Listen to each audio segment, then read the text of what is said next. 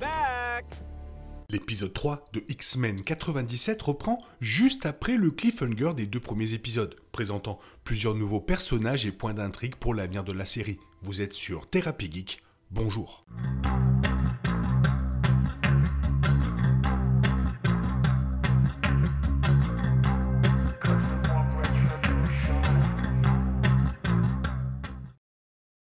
À la fin de l'épisode 2, une personne ressemblant à Jean Grey est apparue d'une manière ou d'une autre au manoir. Il est rapidement révélé par le fauve que la nouvelle Jean est en fait la vraie Jean Grey et que celle qui vit dans le manoir est un clone provenant d'un personnage très puissant.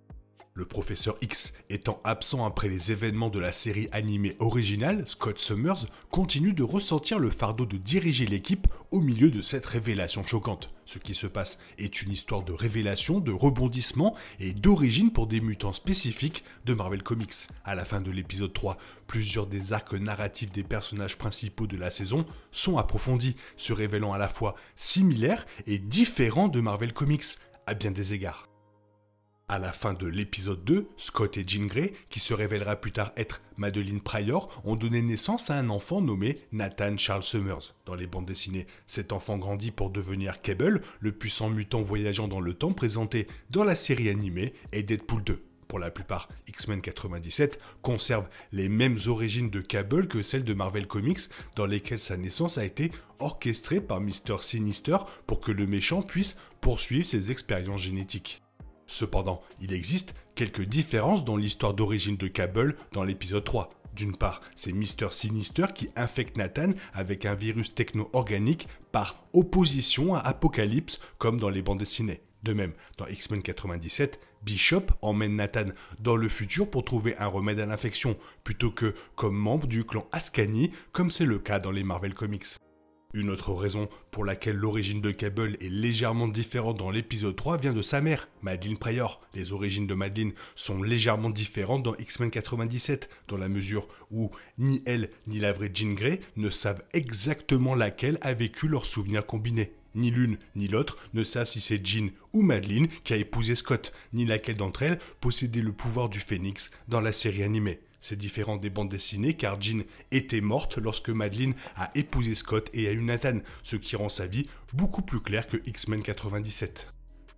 Au moment de la fin de l'épisode 3, la série positionne Mr. Sinister comme son principal méchant. Mr. Sinister ne sera que trop familier à ceux qui ont vu la série animée, car il est l'un des principaux antagonistes de la série. Comme cela est brièvement expliqué dans l'épisode 3, Mr. Sinister est un scientifique des années 1800 devenu obsédé par l'évolution génétique. Il a finalement trouvé un moyen d'arrêter son vieillissement, devenant son obsession et devenant Mr. Sinister.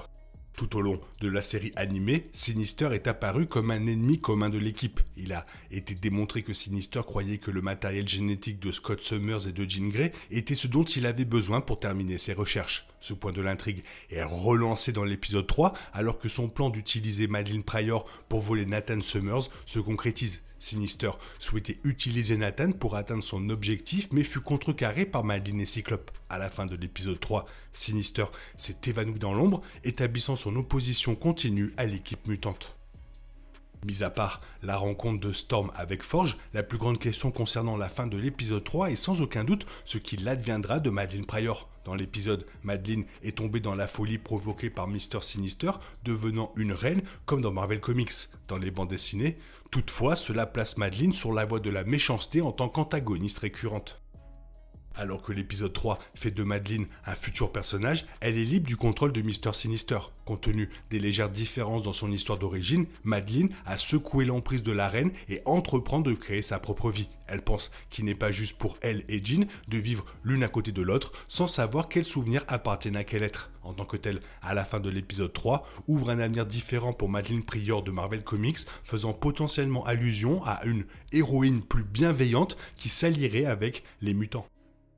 Dans la scène finale de l'épisode 3, Storm continue son voyage en solo après avoir quitté le manoir. Storm a perdu ses capacités mutantes dans l'épisode 2, la conduisant dans un bar à Dallas au Texas. Tranquille, Storm est montrée assise avec un verre avant qu'un homme n'entre et s'assoie à côté d'elle. Apparemment, connaissant elle et ses pouvoirs, l'homme dit à Storm qu'il s'appelle Forge et qu'il est un ami de Charles Xavier. Forge dit alors à Storm qu'il aimerait l'aider à récupérer ce qu'elle a perdu avant que l'épisode 3 ne se termine.